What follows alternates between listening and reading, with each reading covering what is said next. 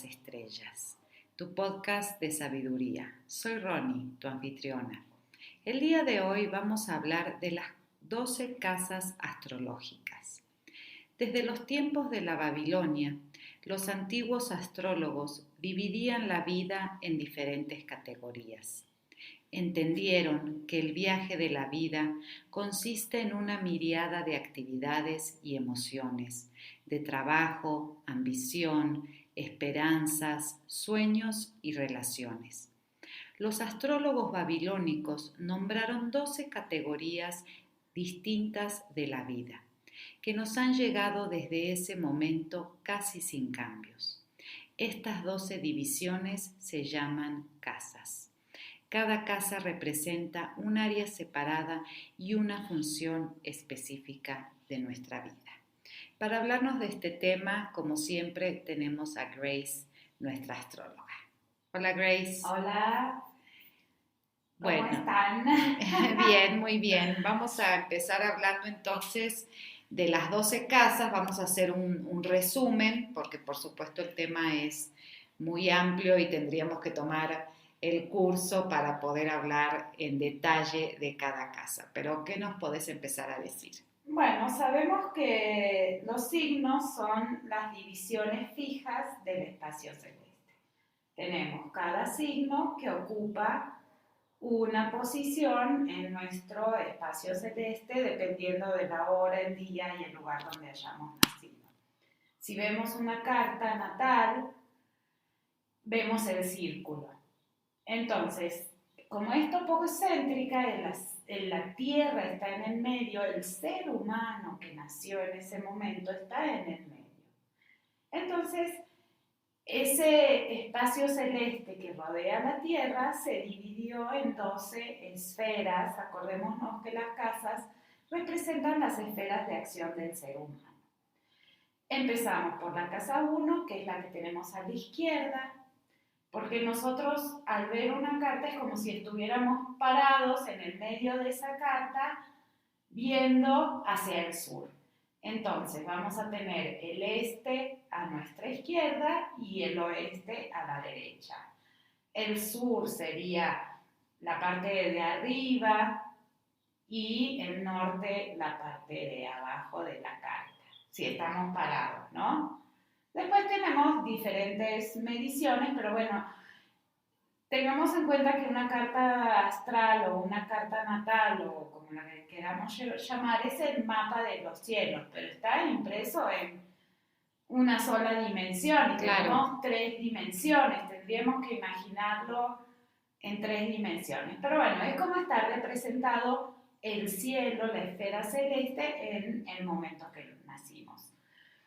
Tenemos la primera casa, que es el ascendente. ¿Por qué se llama el ascendente? Porque es el signo que asciende en ese momento por el este cuando nosotros nacemos.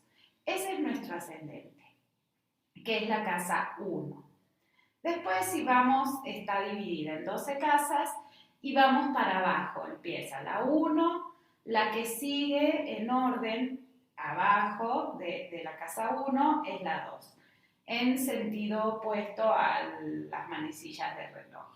La 3, la 4, la 5, la 6, la 7, la 8, la 9, la 10, la 11 y la 12, que se junta con, ya sigue la 1. Claro, cierra el ciclo, digamos. Cierra el ciclo.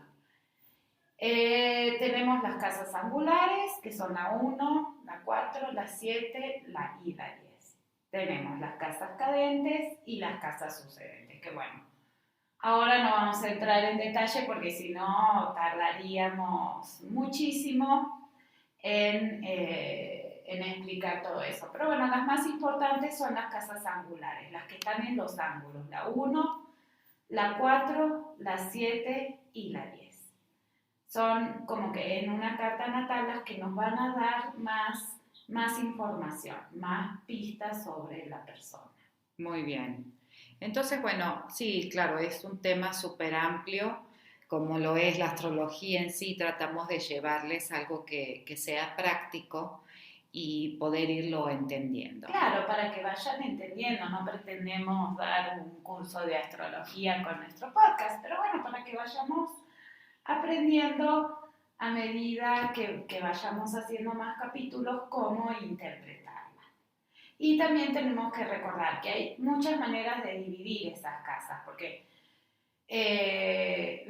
los astrólogos, como en todas las profesiones, y no nos vamos poniendo de acuerdo cuál es el sistema de casas que hay. Porque, por ejemplo, en una casa, dependiendo del sistema que usemos, puede haber 2 signos. Claro. Puede haber 2 signos en esa casa, que es por lo general los sistemas que más se utilizan hoy en día es el Placidus. Pero también recordemos que los antiguos astrólogos, los astrólogos helenísticos, dividían las casas de otra manera. Y para mí esa es más sencilla. Porque a partir la casa del ascendente va a tomar todo ese signo. Por ejemplo, yo tengo ascendente en Virgo. Entonces, mi casa 1 va a ser todo el signo de Virgo. Claro. Y las casas van a estar divididas en 12 partes iguales. Entonces, mi casa 1 sería el signo de Virgo, la 2 el signo que sigue, que es Libra, la 3 Escorpio, la 4 Sagitario, la 5 Capricornio, la 6 y así sucesivamente. Claro. Esa es la manera más sencilla de, a lo mejor para empezar, de entenderlo. Pero también tenemos que saber que existen diferentes... Muchísimos, ¿no? Sí, está el Koch, Placidus, Regiomontanus, signos iguales, signos enteros, muchísimas maneras de dividir las casas. Entonces también sirve para diferentes propósitos. Por ejemplo, cuando uno quiere ver los tránsitos, que es una manera de predecir los acontecimientos que nos pueden pasar, la manera más fácil de ver esos cambios es usando los signos enteros, el whole sign houses, como se dice en inglés, porque ahí vamos a ver que cuando un planeta cambia de signo, enseguida se va a notar ese cambio. Va a cambiar de signo y va a cambiar de casa. Entonces, en los tránsitos es recomendable, o bueno, para mí y para la mayoría de los astrólogos que estudian astrología tradicional, es más fácil ver los cambios de los tránsitos por los signos enteros. Pero si queremos hacer una carta horaria, por ejemplo, William Lilly y los demás astrólogos que se dedicaron y que se dedican a hacer cartas horarias, nos dicen que, bueno, que la división más exacta de casas para hacer una carta horaria es la Regiomontanus. Los astrólogos psicológicos más modernos utilizan por lo general el sistema Placidus. Y esos son como que los 3 más Explicarnos conocidos. Un poquito qué es una carta horaria para los que no saben. Una carta horaria es como un acontecimiento. A mí se me ocurre una pregunta, ¿no? Y digo, quisiera saber, no sé, cualquier cosa. ¿Dónde está el gato? ¿Dónde están las llaves del auto? ¿Dónde las dejé? Entonces, anotando el día y la hora, hacemos una pregunta y levantamos una carta que es como la carta natal de ese suceso, de esa pregunta que se me ocurrió, tuvo el nacimiento ese día y esa hora. Y son tan exactas las respuestas y tan representativas cuando uno levanta la carta horaria de lo que estoy preguntando, que puede obtener una respuesta. Y eso era más a lo que se dedicaban los astrólogos tradicionales del medioevo y helenísticos y antes, porque la gente iba a preguntar eso, querían obtener respuestas de ¿dónde está mi perro? Si leen el libro de William Lilly, él hace una pregunta que había ordenado un pedido de pescado y no llegaba y no sabía dónde estaba, no sé qué, entonces él levanta una carta horaria para saber qué había pasado con eso. Porque la gente iba a preguntar eso, los astrólogos se dedicaban a eso. y los reyes, que toda la gente poderosa tenían a sus astrólogos y le hacían ese tipo de preguntas.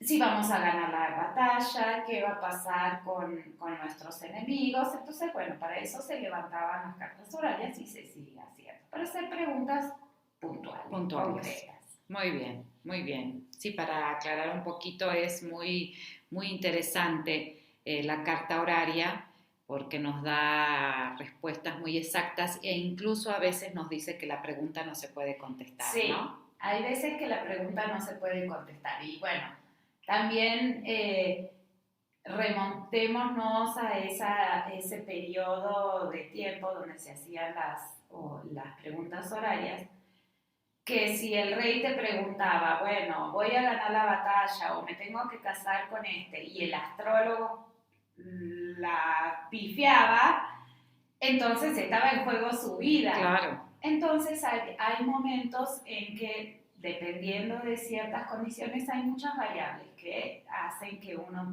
tenga que decir, bueno, no se puede responder la pregunta. Por lo general, cuando uno levanta una carta horaria, lo que sale más comúnmente o es que la pregunta es prematura o que ya pasó el tiempo de hacer la pregunta y ya las cartas están echadas y ya, o ya pasó el acontecimiento y no tiene relevancia. Pero sí hay varios juicios que uno tiene que ver, varios condiciones del cielo que tiene que ver antes de poder responder una pregunta oral.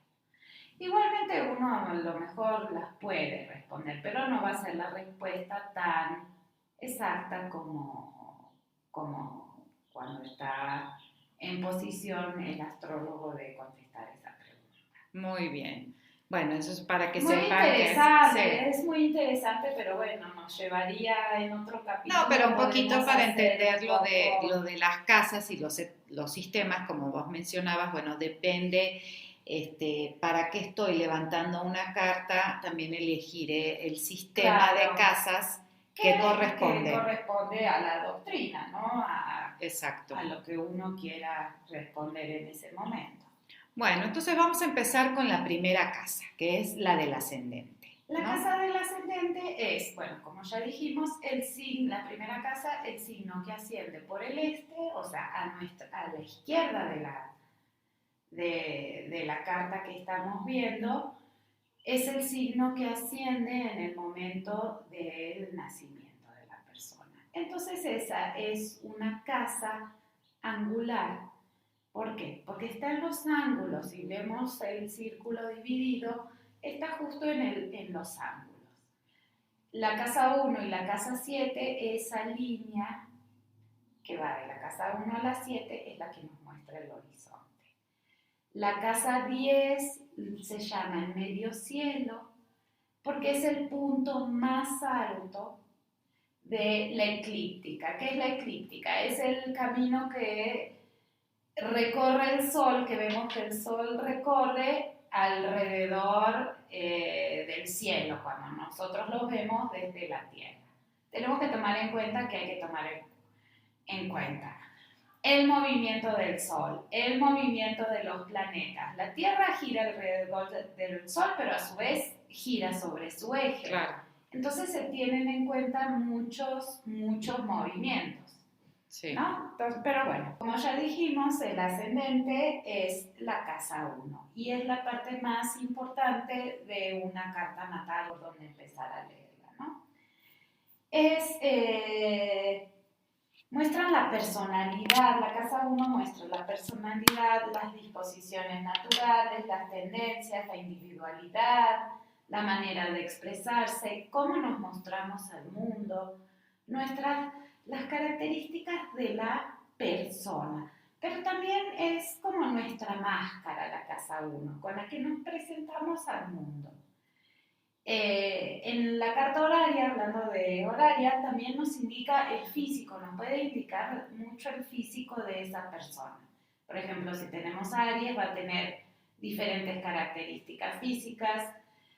Si el signo ascendente es Libra, que está regido por Venus, por lo general los vemos y son personas hermosas que tienen esas características de Venus.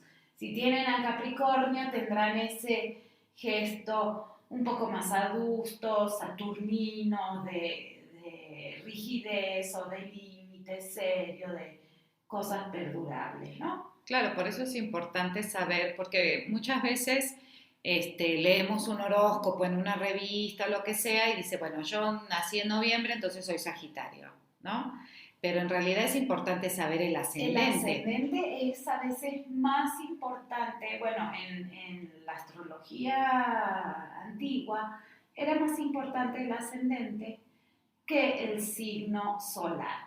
Modernamente todos los horóscopos, bueno, se basan en el signo solar, pero si uno quiere ver los tránsitos, las progresiones, etcétera, maneras de predecir el futuro, porque también se puede predecir con astrología, no solo es indicativo de la psique o de la psicología de una persona, tiene más que ver con el ascendente.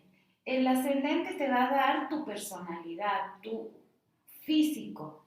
Una persona con ascendente en Virgo puede ser que tenga el sol, no sé, en cualquier lado del horóscopo, en Acuario, nada que ver. Pero va a tener esas características virginianas de orden, de toque, ¿no? Sí. De limpieza, orden, la salud. Los esquemas, los detalles. Y van a estar regidos por Mercurio. Claro.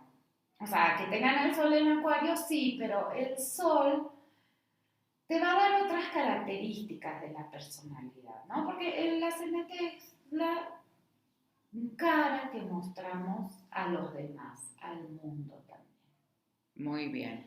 Y el sol representa un poco más el yo interior, lo que esa luminosidad. Claro, como esa chispa. Sí, y bueno, esas características se mezclan, claro, porque no nos mostramos al mundo completamente diferentes a nuestro signo solar. Pero sí para ver los tránsitos y todo eso, porque caen en las casas, entonces podemos ver si tenemos un tránsito, no sé, de Mercurio en nuestra casa 10, que es la casa de la profesión, de nuestro honor, de todo lo que tiene que ver con lo que hacemos en el mundo día a día para vivir. Bueno, tendrá esa casa características de Mercurio por tránsito y dependiendo de los aspectos que vaya haciendo con los otros planetas. Claro. Ya sean natales o por tránsito. Muy bien. Bueno, esa es la primera casa. Después vamos a tener a la segunda casa, que siempre nos va a mostrar todos los aspectos financieros, del dinero que tenemos en nuestra cuenta, que ganamos con nuestro trabajo, con nuestras habilidades, y son las posesiones que se mueven, porque después las posesiones o los bienes inmuebles van a estar mostrados en otra casa. Uh-huh. Entonces, todos esos bienes movibles podría ser, claro. Hablando de un poco de contabilidad, claro. ¿no? Son las inversiones, el poder adquisitivo, las ganancias, o también se pueden ver las pérdidas, pero como ya dije, son las referidas a nuestro propio esfuerzo, claro. A lo proveniente de nuestra profesión, a lo que nos dedicamos.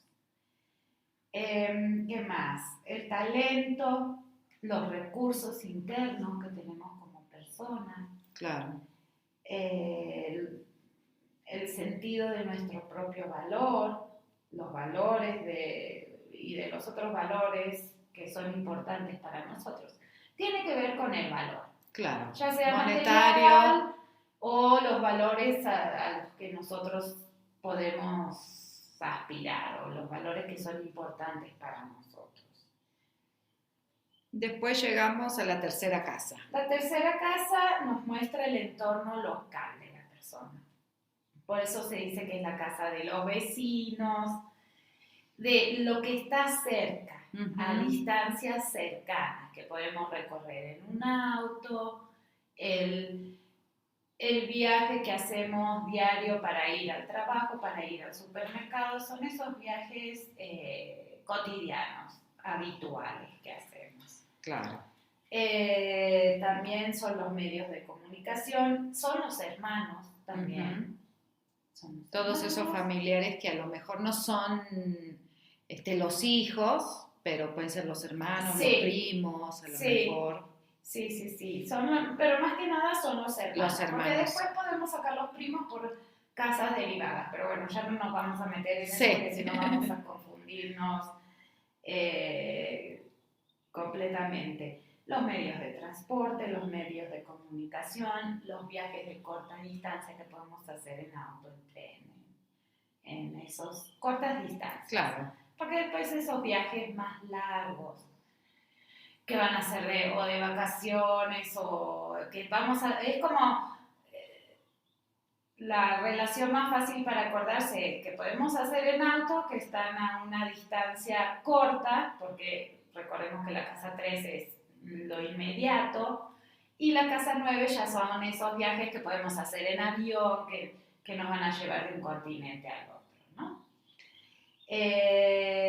También muestra la adaptabilidad de la mente, porque la casa 3 está regida por Mercurio. Entonces va a tener todo relación con procesos mercuriales. Comunicación, viajes, los hermanos están representados. Claro, los gemelos, ¿no? Con Géminis. Claro, los hermanos están representados por Mercurio como planeta. ¿Y qué más? El talento personal, la parte consciente y objetiva de la mente y también la escuela primaria. O sea, se le puede dar muchas significaciones, depende de a quién uno esté estudiando, pero en líneas generales, ¿no? En líneas generales representa eso. Súper interesante, hasta la escuela primaria, sí, ¿no? Está ahí en la casa 3. Sí, ir fijando. Entonces vamos viendo que la casa 1, la 2, la 3, la 4, la 5 y la 6, esa parte del cielo estaban abajo de la tierra o del horizonte cuando nosotros nacimos. Claro. Entonces también representa como la parte más inconsciente, la parte que no se ve, porque en ese momento, bueno, estaba abajo del horizonte. Del horizonte cuando nosotros nacimos. Entonces a medida que se va moviendo, va ascendiendo. Ya luego veremos las que están arriba del horizonte. Muy bien. Y seguimos con la 4. La casa 4 es la segunda casa angular, que es la otra de las casas importantes. Acordémonos que la 1, la 4, la 7 y la 10 son casas angulares, ¿no? Muestra el hogar, los padres, la familia. Es una casa de finales, los últimos años de la vida, el fin de todas las cosas, ¿no? La fama después de la muerte y el lugar donde nos van a enterrar. Y si nos fijamos también en la carta horaria, en la casa 4 es donde vamos a poder ver cómo va a terminar el asunto. ¿Sí? Y bueno, ya, eso es todo, ¿no? Bueno, sigamos con la 5. La 5 casa es la casa de nuestros hijos, de los amores y amoríos, que es diferente la del matrimonio, porque el matrimonio va a estar regulado por la ley, va a ser un contrato, y eso lo vemos en la casa 7. Es todo lo que hacemos por divertirnos, es la casa de la creatividad, de las vacaciones, todo lo que nos gusta, las fiestas, las aficiones, la vocación que podemos tener, la actitud emocional que tenemos y el amor que uno da. Por ejemplo, si tenemos a Sagitario en la casa 5, va a ser ese amor expansivo que vamos a dar, depende de qué signo tengamos en esa casa y qué planeta. Claro.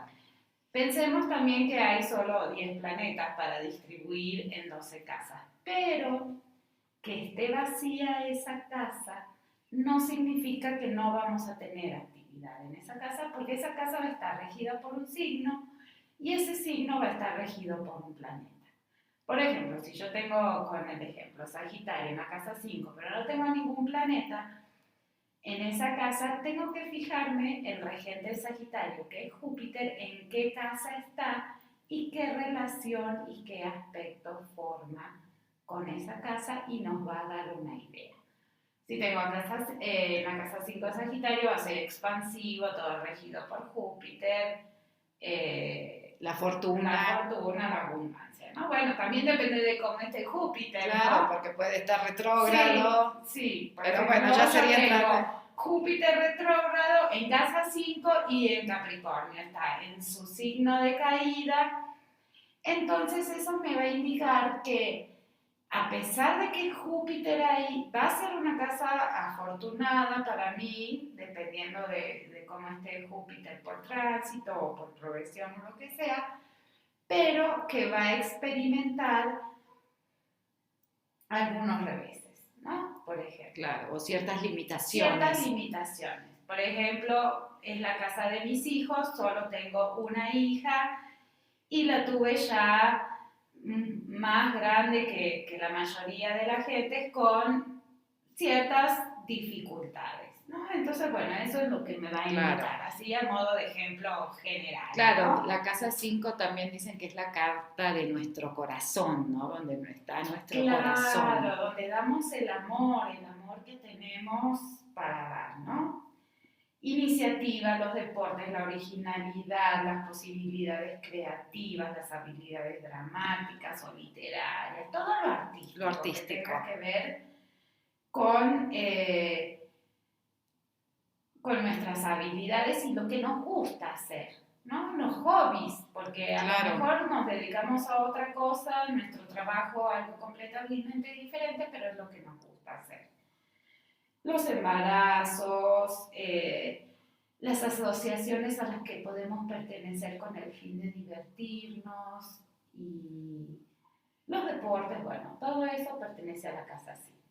Hobbies, creatividad, todo eso. Bueno, pasamos a la sexta casa, que es la casa cadente. La sexta y la 8 son como que las casas más pesadas, desafortunadas, que nos imponen más obstáculos, podríamos decir, y sí, son las que más cuestan, a lo mejor. La sexta casa entonces nos muestra el trabajo, la salud, las costumbres.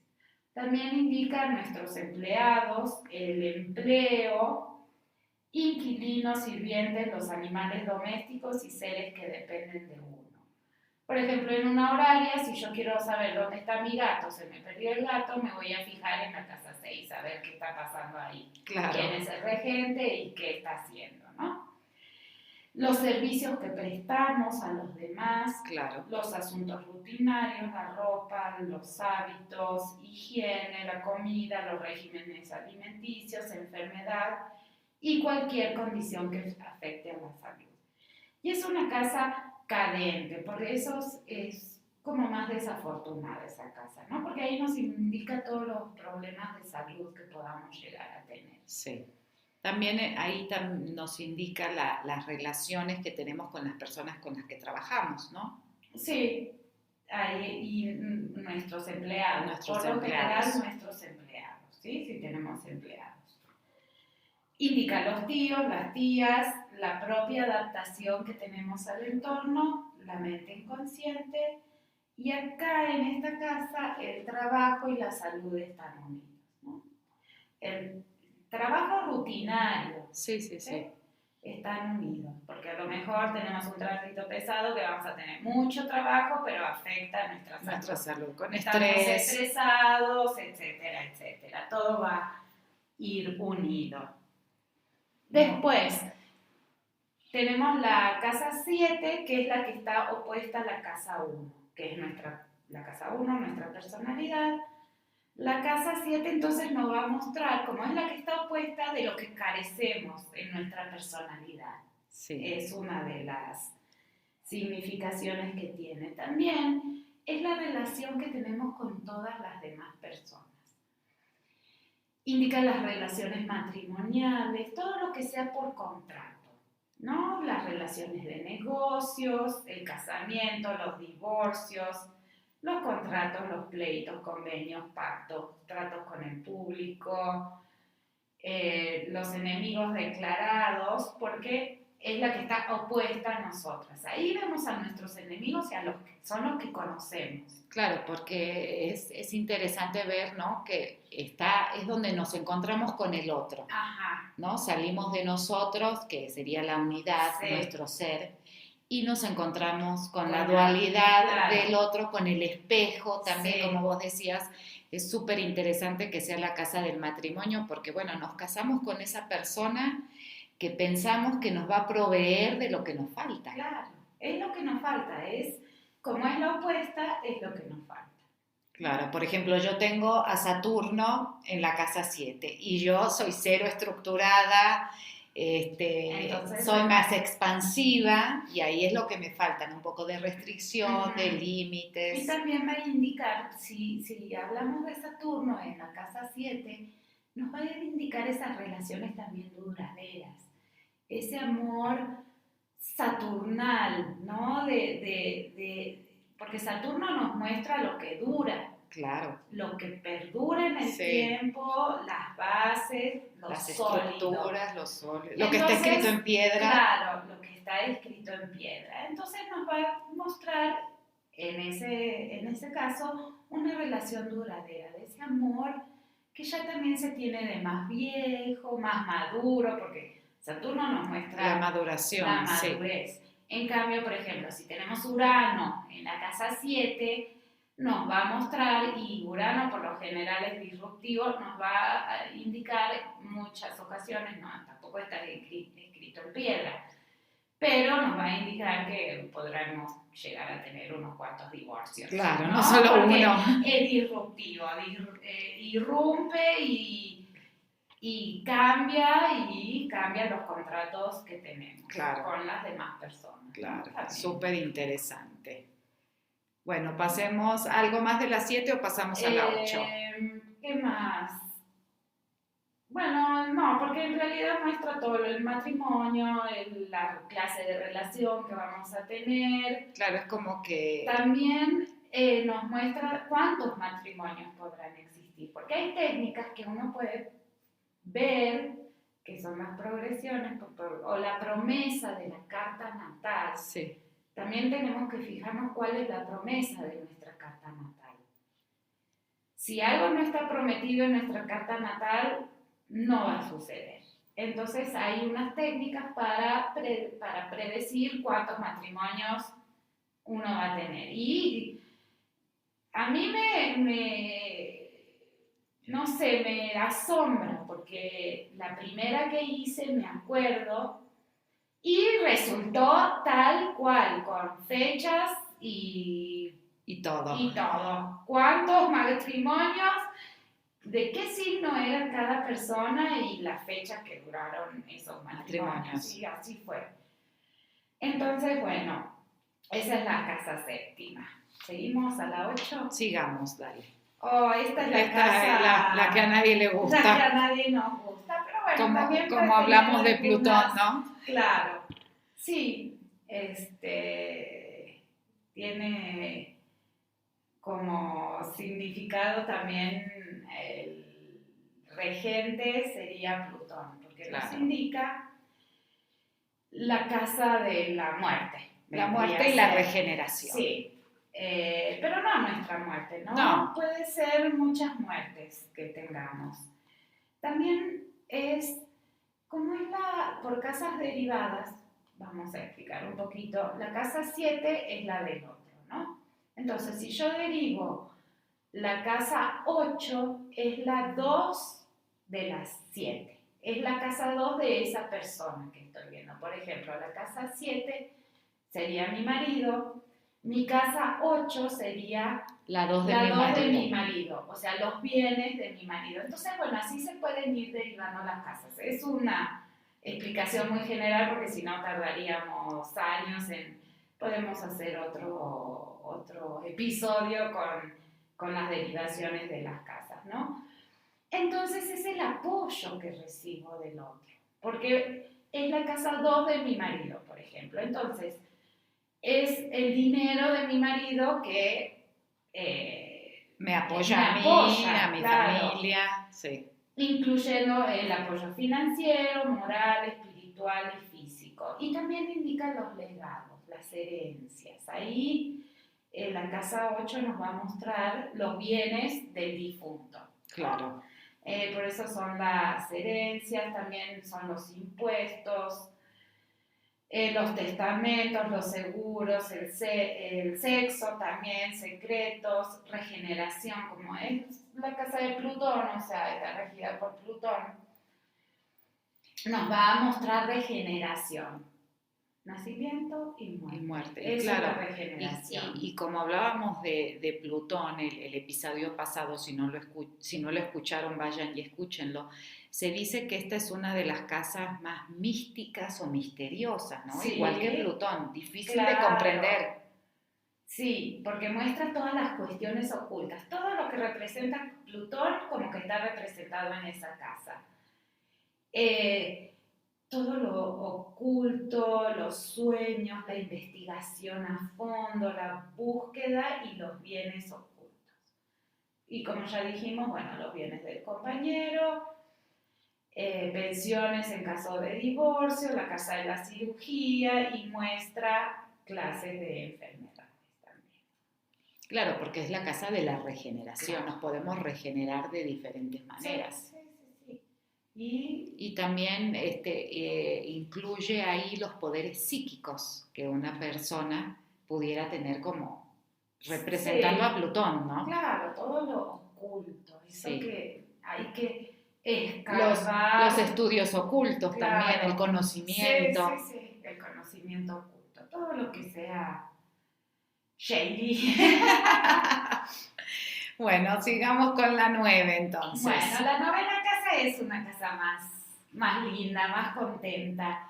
Muestra la mente superior, el superconsciente, la religión, las leyes, las ciencias, los ideales, en la enseñanza superior, todo lo que podríamos estudiar en nuestra carrera, ¿no? Dependiendo de qué planeta, qué signo esté ahí, puede regir diferentes carreras. Si tenemos en la casa 9 a Virgo, por lo general será gente que está relacionada con la salud, estudiará algo con la salud, porque Virgo está muy interesado en esos temas, ¿no? Los sueños, las visiones, la filosofía y los viajes a larga distancia, como habíamos dicho. La gente extranjera, todo lo que tenga que ver con el extranjero. Tratos con otros países, el comercio, los grandes negocios, importación, exportación. Muestra la iglesia o el factor espiritual, más que nada, ¿no? Los parientes políticos, los nietos, la intuición, la ética, la opinión pública en general y las lecciones que vamos a aprender durante nuestra vida. Claro, porque rige la educación, no es educación formal, sino la educación de la escuela de la vida. La escuela de la vida, es la educación superior, también la universidad, pero bueno, la universidad nos graduamos en esta vida o no. O no, exacto, no lo sabemos todavía. No lo sabemos nunca. Perfecto, bueno, es una casa más agradable. Sí. Me vendría a ser como más mental, ¿no? Sí.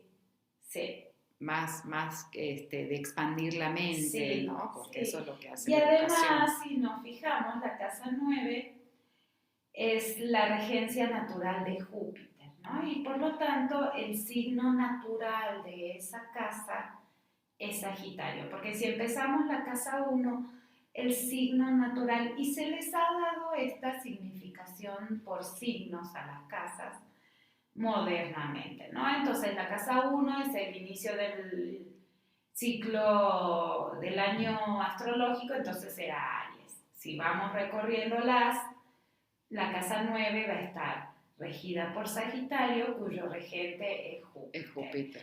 Y tiene todo que ver con los viajes, claro. Lo expansivo, lo extranjero, sí, acuérdense los créditos, la religión. Sí, que Júpiter es llamado el gurú. Ajá. Entonces la es religión, el que nos enseña lo que nosotros creemos, nuestra espiritualidad, más sí. que nada, ¿no? Esas son las asignaciones que se le han dado modernamente a las casas por signos. Hay mucho debate sobre Pero Sí, bueno, sí hace o sí sentido, pero ¿no? bueno, tiene las características como que se vieron que iban teniendo las diferentes casas las características de los diferentes signos, ¿sí? Tienen relación.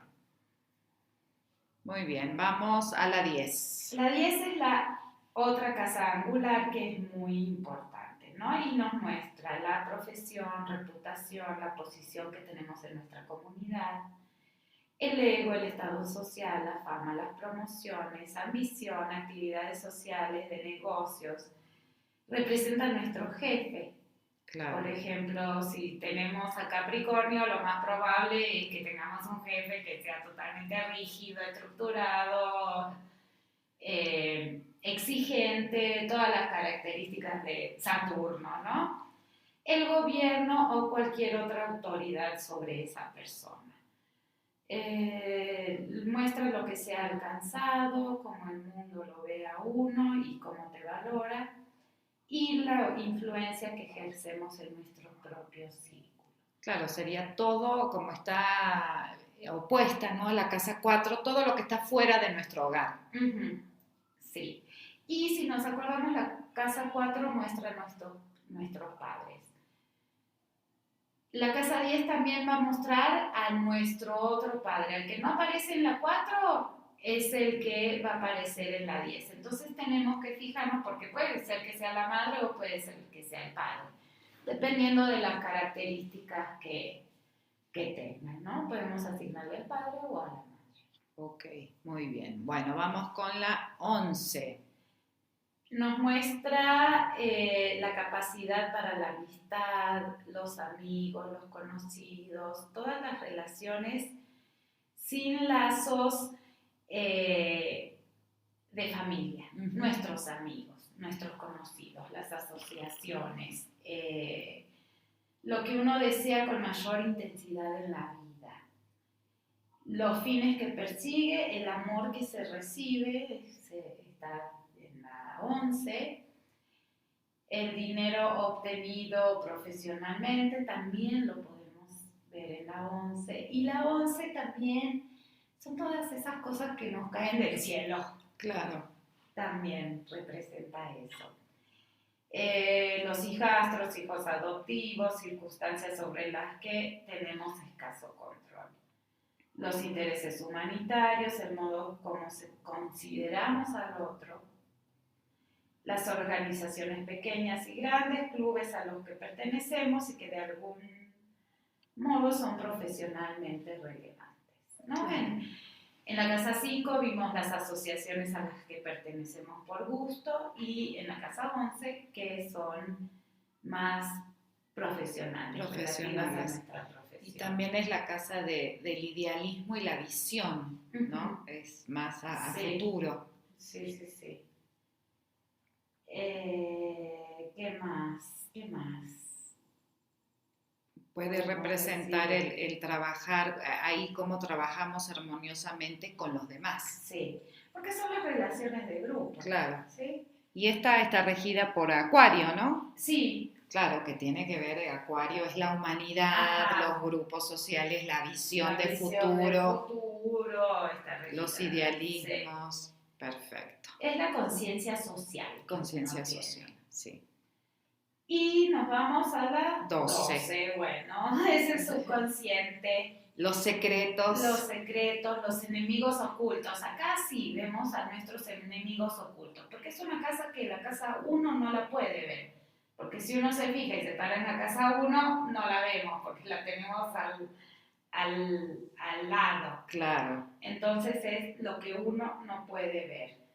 Muestra el dolor, el sufrimiento, las fuerzas y las debilidades ocultas o desconocidas. La reclusión también nos muestra las cárceles, los hospitales, lugares que estamos recluidos. Las acciones ocultas. El exilio, los peligros ocultos, autodestrucción y asuntos clandestinos. Lo que le ocultamos a los demás. Investigaciones, antecedentes, el apoyo subjetivo, el karma, ¿sí? Las deudas espirituales que tenemos con los demás, pero también tiene una parte caridad, la compasión y la asistencia pública. Y se llama la casa del armario, ¿no? O el cubo de basura del horóscopo. Sí, como el inconsciente. Se ocultan ahí todos los problemas, todo lo que no queremos ver, que no podemos ver, o que son demasiado dolorosos para encarar. Claro, entonces no lo tiramos al inconsciente sí. Y ahí que... Pero bueno, va saliendo. Va saliendo. De alguna u otra manera. Sí. Pero es toda la casa de lo oculto. Y es una casa también de finales. Claro, termina el ciclo, ¿no? Se va cerrando. Sí, ahí se va cerrando. Pero la casa de los finales, acordémonos que es la 4. También. Pero la 12 es lo oculto, lo que no podemos ver. Sí, que es más difícil poderlo traer al consciente, ¿no? Que sería como, están pegadas, ¿no? La 1, el ser. Sí. ¿Sí? Lo que yo soy, lo que muestro. Y la 12, como vos decís, me parece fabuloso, el tacho de basura. Claro, ¿no? Tiramos todas esas cosas. Todas esas cosas que no podemos ver porque son muy dolorosas o representaría un trabajo. Tampoco entrar en el inconsciente es algo tan sencillo ni tan recomendable hacerlo por uno mismo. No. Necesita uno ciertas herramientas y acompañamiento para que sea un proceso que nos beneficie a la larga, ¿no? Muy bien, entonces ahí cerramos. Las 12 casas, ¿no? Entonces vamos a recapitular. La primera sería la casa del ser, lo que yo muestro que... Mi personalidad, que sería Aries, que claro, tiene todo el sentido, ¿no? Después seguimos con la segunda casa de las posesiones, Tauro, la casa de la comunicación o de los hermanos, Géminis, la cuarta casa del hogar, Cáncer, por supuesto, la quinta de la creatividad, del placer, de los hijos, de la diversión, Leo, la casa del servicio y de la salud, Virgo, la casa de las relaciones, ¿no? Libra, la casa de la muerte y la regeneración, Escorpio, la casa 9, la de la exploración mental, la educación, Sagitario, el extranjero, el gurú, la casa 10 de la carrera, lo que formalmente hacemos para vivir, digamos, regida por Capricornio, el tenaz Capricornio, la casa 11 de la conciencia social, los anhelos, la visión, el trabajar con los otros de Acuario, y la casa 12, el misterioso Piscis, ¿no? Entonces ahí vamos cerrando las 12 casas. Bueno, hay muchísimo, obviamente, después para dar ejemplos, dependiendo qué signo y qué planeta, si es que tenemos. Que forman, etcétera, etcétera. Pero bueno, es una visión general de los significados de cada una. Bueno, esperamos que este recorrido por estas 12 casas, tocamos sus puertas brevemente y echamos un vistazo, les hayan sido de interés, y en nuestro próximo episodio vamos a dar los primeros pasos para poder interpretar una carta natal o una carta astrológica. Así que no se pierdan el próximo episodio. No se olviden de seguirnos en nuestra página de Patreon, donde van a tener muchísimo más contenido y diferentes publicaciones. Y les agradecemos mucho que nos hayan escuchado. Chau, chau y hasta la próxima.